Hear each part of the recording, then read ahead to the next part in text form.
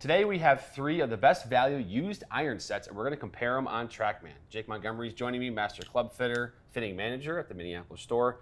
Jake, we've got Titleist T100 and T100S from 2021. So these are a few years old yet, and then also Mizuno JPX 923 Tour. So kind of 3 players iron, sort of cavity irons. What do you think about these? What have you seen from these? Obviously, you've been fitting these for a while now, whether it be back when they were new or now kind of as a used fitting option. What have you seen from these? Yeah, so I mean, these are all going to be really good options in that kind of players category, especially the 923 Tour and then the standard T100S. They generate a lot of spin. So if you're looking for more control, more precision, that's going to be where you want to go. If you got a lot of club head speed and you want to minimize that spin, the T100S is a great option where you're still getting that smaller profile, really thin top line, but it's not spinning quite as high as some of the other player irons on the market. As far as performance for under $1,000, we really don't have many iron sets better than this.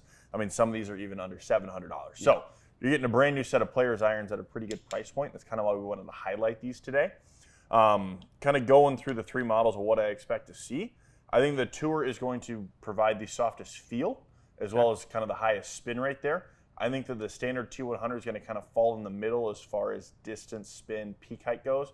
And then that T100S, with it being 2 degrees stronger than the other 2, will have the lowest spin rate and the longest carry distance. Yeah, I think this is before they split the T100 and T100S into the T100 and T150. Yep.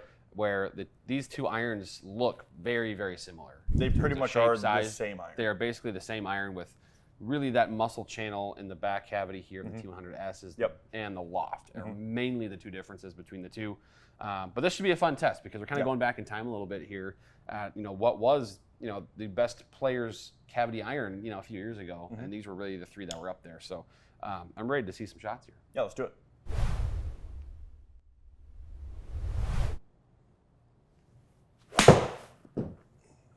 So starting with the T100S 2021. First of all, give me you hit one shot there. Give me your thoughts on how that looks and how that shot felt as well. Yes, I mean, I caught that a little toey. It still felt very soft. Now, one thing you're going to get with the player's iron is I hit that in the toe. I still had almost 6,000 RPMs to spin and a 59-degree land angle, even in the stronger lofted option of these 3 irons. Sure. So, like I said in the intro, these irons are going to offer a lot more spin to players, which is going to give you control. You're not going to see that kind of flyer where if I was using more of like a game improvement iron, if I hit that on the toe and that spin rate drops 2,000 RPMs, I'm hitting a lot further than 170 carry. Yeah, and it's also when it lands, it's not, because it doesn't have spin, it's also more likely to keep scooting forward. Yeah, just keep going. Whereas this ball on a soft green, right, is probably going to stop on a dime. Yep. So pretty similar shot there. Yep. Okay. Yeah. Just again towards the toe a little bit. Yep, just a little. Now, I mean, I play like 3/4 of an inch long. These are standard length. I'm not shocked to see that I'm hitting them slightly in the toe. Yeah. But I mean, granted, 5 millimeters, I'm not going to complain about too much. Yeah, I mean, it's not crazy there, right? You're still hitting it relatively in the center. Yeah. And I like to see that those 2 shots are very similar, right? I mean, look at the dispersion and 10 spin. RPMs. So you know what you're getting. Yeah. Based on contact, which I think is worth noting because I think that's valuable. So. Yeah, that's another thing players really like about these style irons is feedback. Yeah. Like if I were to hit that on a bigger iron, I don't know if I'd be able to feel that I towed it at all. Right. That or the vibrations would certainly be different where you wouldn't, have that immediate feedback right away where, I hit that slightly on the toe, here's what my ball's going to do. That one I got to hold them better. That sounded a little more crisp. There's some more ball speed. Okay. See, again, you got the distance back, the spin is the exact same. Yep. I mean, it is. I mean, the spin went down like 50 RPM, where so that means the ball flight and the way it lands is going to be the same. Yeah. It'll react the same way. Maybe it looks like it's about 10 yards further, maybe. I just 8 to 10 yards further. But that's still it's awesome to see that. Yeah, 100%.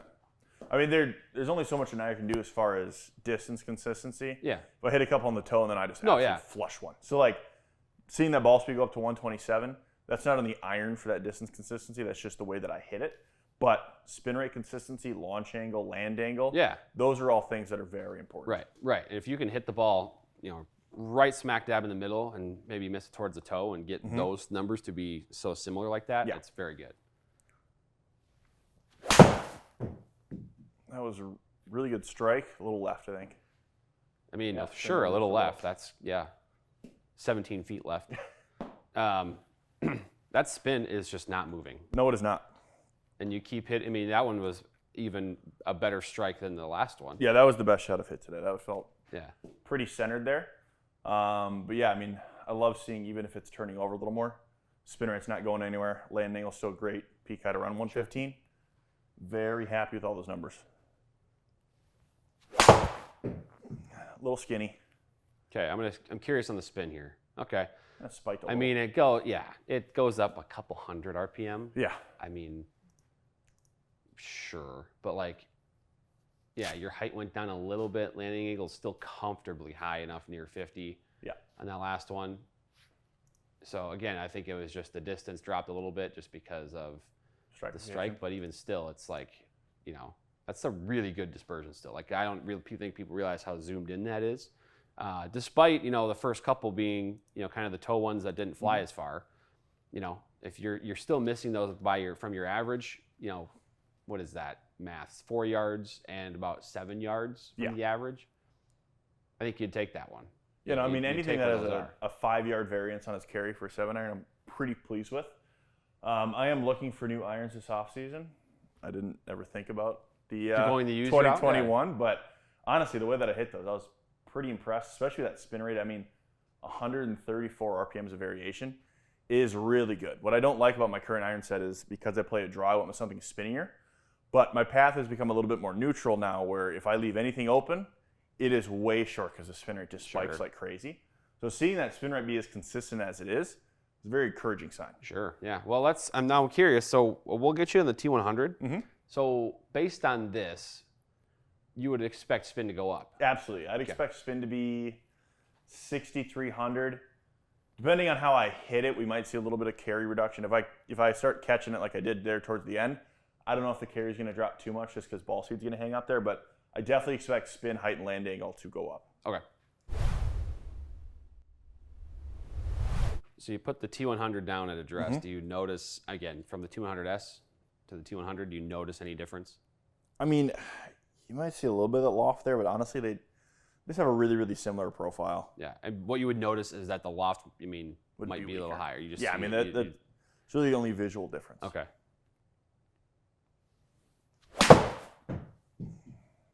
There's that little push I was talking about before. Okay. The spinner didn't really jump though. I mean, it's a little higher. Yeah, I mean it's higher, but like I was saying with my other irons, if I hit that shot, the spin rate can get up to 6,700, 6,800. I mean, in a way though, it's a good thing that it didn't spike that much. No, right? 100%. Yeah. That's kind of the point that I'm trying to make is the spin rate on these irons seems very consistent so far. Yeah. Okay. A little heavy. Probably going to see a drop in spin just because of that. Okay. Yeah. Well, so those two shots went a similar distance. And the spin actually, for it being a heavy shot, I thought it was going to get lower than that. Yeah, so, I mean, I hit it probably up in this region of the iron. Sure. So seeing that spin rate maintain as well as it did is, again, pretty good. Yeah, you got it up higher there on that one. So that's going to drop that spin. There we go. That's a good strike there. Spin, or ball speed, goes up to 125. Spin is hanging just above 6,000. Not seeing it spike near as much as I thought. Because were you expecting probably what, like 200 to 300 RPM higher than, about that. Than the T100S? I might have caught that one again just a little high on the face. No, not really. A touch. Maybe just a little push again. Caught it well. I mean, Not bad at all. You had 12 feet right. Yeah. You pushed it a big time. 62.49 on the spin there. So yeah, there's more what I expected. Okay. So you were kind of thinking the average to be kind of in that 62 to 63 range. Yep. Based on what we saw with the T100S. Yeah, I mean it's not always a hard and fast rule, but usually if I add a degree of loft, I expect to see like 150, 200 RPMs of spin. Yeah. So by going 2 week here, I did expect it to be like around 300 more, but it's not spinning quite as high as I thought. But that's not necessarily a bad thing because you don't want an iron to overspin. Yeah, I mean, and yeah, we can talk about how much the spin is important and if you need more spin or if you don't need more spin. But I think more so what's important is that the spin is consistent for you, and that the distance is if you're hitting it, and what we've seen with both of these irons now is if you hit it a little bit thin or fat or whatever, the spin doesn't change a whole lot, which I think is valuable. No, and I mean, I think a lot of that comes down to the two tungsten weights they have here in the heel and the toe. It really just makes the iron a lot more forgiving, where the heel strike, toe strike, high, low is going to stay on line a little bit better. Now let's get one more here with this one. All right. Oh, I pulled that. We'll see how far left it actually went. A little bit. Yeah, face just got real shut on it. But I mean, the distance didn't jump like crazy. That's a really cool part of this. So let's there's our dispersions. So this is that last one we're talking about, where usually what we see with these, the irons that are maybe more distance oriented, would go a lot further than that. Yes. And it's also nice because it was your furthest carry, but by a couple yards, right? Then you had these ones here. So in terms of face angle, you were less consistent, right? So that's just me swinging. Yeah, but I think here's what we saw: the launch angle go up, which is what we expected. Landing angle is steeper. We saw that. Height a little bit higher, and that's with kind of this hard pull here as well. Yep, that's going to bring everything down a little. Spin's pretty similar. Granted, we had this pull left that's down to 56. We had, I think, one of these that was 55 on the a little heavy chunk one there. But these shots here, the ones that you hit pretty solid, are both above 6,000. Whereas these ones here with the T100S that you hit solid are going to be, a couple of them are under 6,000. You got one over 6,000. So, I mean, I think a lot of those things happened, the way we thought they would. Yeah, 100%. Okay. I mean, I think if I would have put a couple better swings on there, you'd see the spin rate difference just a little bit more. But I mean, again, really consistent distance, especially even with me leaving the face open and closed. Yeah. We actually had a tighter carry dispersion top to bottom than we even did with the T100S. My face angle just varied a lot more. You can see it 2.4 degrees compared to 0.9. I was just put a couple better swings on the T100S. But I think we kind of proved the point of we're going to see a little bit more spin out of this iron, a little bit more height, a little bit more land angle. Yeah. Well, let's get to the next one we've got here. This is the JPX 923 Tour from Mizuno. I think maybe a year or two newer. Yes. But I think there's a lot of similar characteristics here that you can look at. There's the V chassis in the back there, a little bit different shape to the cavity than these two. And then also, as we talk about how Mizuno does their forging, you mentioned right away, this will feel the softest. Yes. So we'll see what happens here. All right.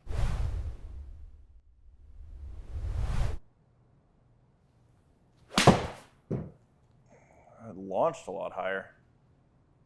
Okay, interesting. We got a little more spin there. I think that was a smidge high in the face. Okay. I think it was middle, just a little high. Yeah, a little bit. Hair.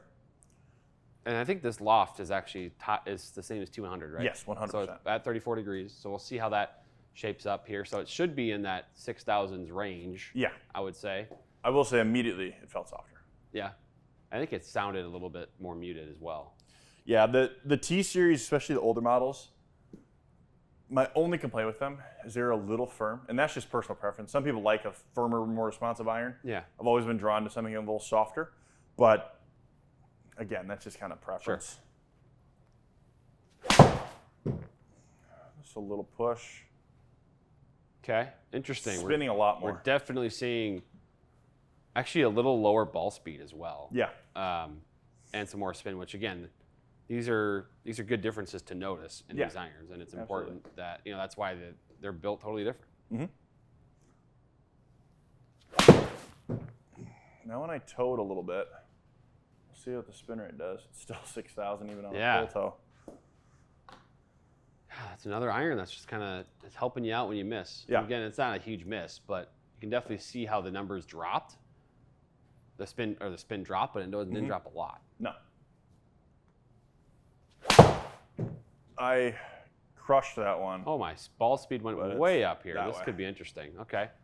Spun a ton. Yeah. Still. So this is fascinating. This is good. This is How many shots we got here? Is that 4? Okay, so we got one more yet, but that's fascinating to see that one spin at 64.44. This is the other one 56. with T100. Yeah. 56. So we're definitely seeing higher spin, and again, consistent spin too. Mm-hmm. That was better. Oh yeah. Wow, we got to 7,000 on the 7,000 spin. All right. So that's more kind of what I'm accustomed to using my current Cobra CB irons. Okay. They're really high spin, which I liked because it gave me more stopping power and it prevented jumpers. Yeah. But as you can see, it's a lot shorter. Yeah. So it's been kind of an adjustment period this year where I've really had to club up a lot more than I'm typically used to. For me personally, I think I'm going to go back to something that's going to get me kind of more in that low 6,000 just because it suits my game a little bit better just as far as gapping goes. Yeah. But, I mean, there's a pretty distinct difference there between the Mizuno to the T100s. This is a pretty big difference here. We definitely saw the spin, the height go up. I mean, the landing angle is a degree steeper, launch is a half a degree up, and then the spin again. It's up here. And I think what's, again, most impressive about the Mizuno is that it's still spun a lot, or, not a lot, but it's spun kind of the numbers that we want. Yes. When on this far left pole. And again, you didn't see that one go, 15 yards further than that, which you would see on some of these lower spinning irons that are out there today. 100%. I mean, if you're using a player's distance iron, that ball is gone. Right. If I think my face to path there was like negative almost 5. Yeah. Which is just everything wants to go way left and way long. So the fact that that still even cut a piece of the fairway and didn't go 15 yards longer is just kind of a testament to the control and consistency you're going to see from this 923 tour. And again, I think we should, I'll note today, this is not a super scientific test. We have just stock stiff shafts with each of them.